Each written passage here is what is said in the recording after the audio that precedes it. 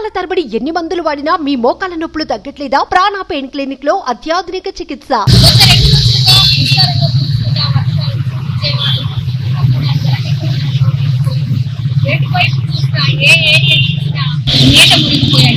ఎప్పుడు కూడా గతంలో 20 ఏళ్ల క్రితం వరకు కూడా ఈ స్థాయిలో వర్షపాతం నమోదు కాలేదు అని కూడా అందరూ కూడా చెప్తూ ఉన్నారు.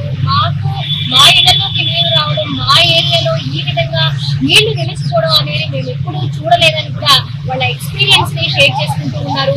మరి ఒక్కరోజు వర్షానికే 20 సెంటీమీటర్ల వర్షపాతం నమోదు కావడం మునుపెన్నడూ జరగలేదని కూడా చెప్తూ ఉన్నారు. మరి ఈ రకంగా ఈ రోజు కూడా వర్షం మరింత పెరిగే అవకాశం ఉంది.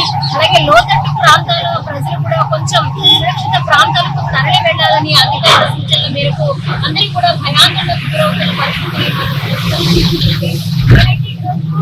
విజయవాడ నడిబొడ్డులో ఉన్న నోవోటల్ దగ్గర ఉన్నాను. నోవోటల్ కి నిత్యం అనేక మంది ప్రముఖులు కావచ్చు, పొలిటికల్ లీడర్స్ కావచ్చు, అందరూ కూడా వస్తూ ఉంటారు. వారి కార్యకలాపాల నిమిత్తం స్టే చేస్తూ ఉంటారు. అలాంటి మెయిన్ రోడ్డు దగ్గర ఎన్ని రోడ్లు అయితే ఉన్నాయో అన్ని రోడ్లు కూడా పూర్తిగా జలదిగ్బంధంలో చిక్కుకున్న పరిస్థితి మనం చూస్తున్నాము. 4 వీలర్స్ వెళ్ళడానికి ఈ రకంగా ఉంటే ఒక సామాన్యులైన వాళ్ళు బైక్ మీద వెళ్ళడానికి ఇరుకులు పడిపోతున్న పరిస్థితి, బైక్ కూడా మూవ్ అవ్వని పరిస్థితి ప్రస్తుతం మనం చూస్తున్నాము. ఈ నీళ్లు నిలిచిన వర్షపు నీరు వల్ల ఎటు వెళుతున్నాము, ఏం జరుగుతుంది, ఎక్కడ గుంత ఉంది, ఎక్కడ డ్రైనేజ్ ఉంది అనేది తెలియక సతమతమైపోతున్న పరిస్థితి ప్రస్తుతం మనకి కనిపిస్తూ ఉంది. ఇక్కడ విజయవాడ మొత్తం కూడా నీట మునిగిపోయింది. ఎటు వెళ్ళాలన్నా, ఏ రోడ్డు చూడాలన్నా పూర్తిగా నీటితో స్తంభించిపోయింది. 4 వీలర్స్ అంటే కార్స్ వెళ్ళడానికి కూడా కార్లు కూడా మధ్య మధ్యలో ఆగిపోయింది. ముందుకు వెళ్ళలేని పరిస్థితి, వెనక్కి రాలేని పరిస్థితి ఆ విధంగా ఉంది.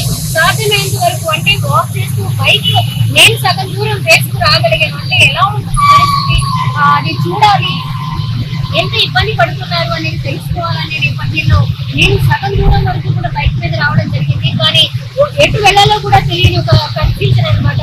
సో అందుకే మళ్ళీ నడక మార్గంలోనే నేను రావడము, ఇది ఈ రకంగా నిండిపోయింది. ఇలా ప్రాబ్లం ఉంది అని అయితే ప్రశ్న జరుగుతూ ఉంది. మనం చూసుకోవచ్చు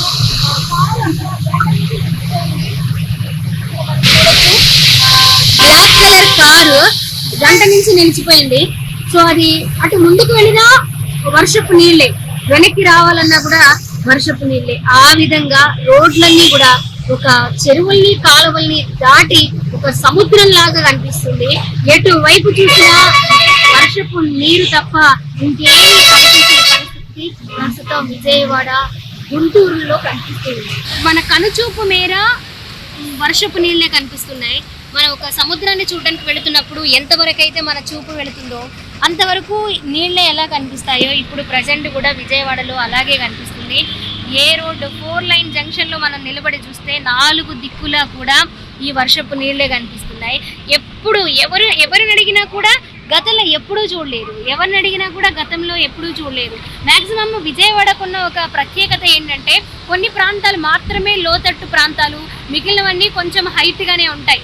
విజయవాడ మొత్తము మునిగిపోవడం అనేది మునుపెన్నడూ జరగలేదని వాళ్ళ ఎక్స్పీరియన్స్ని షేర్ చేసుకుంటూ ఉన్నారు. ఇక్కడ ఎప్పటి నుంచో ఉన్న వాళ్ళు కూడా, విజయవాడ వాసులు కూడా. ఎప్పుడు కృష్ణ పరివాహక ప్రాంతాలు అలాగే భవానీపురం అటు మునిగిపోవడమే చూసాం, కానీ ఎప్పుడు కూడా ఈ రేంజ్లో మునిగిపోవడం అనేది మేము చూడలేదని కూడా చెప్తూ ఉన్నారు.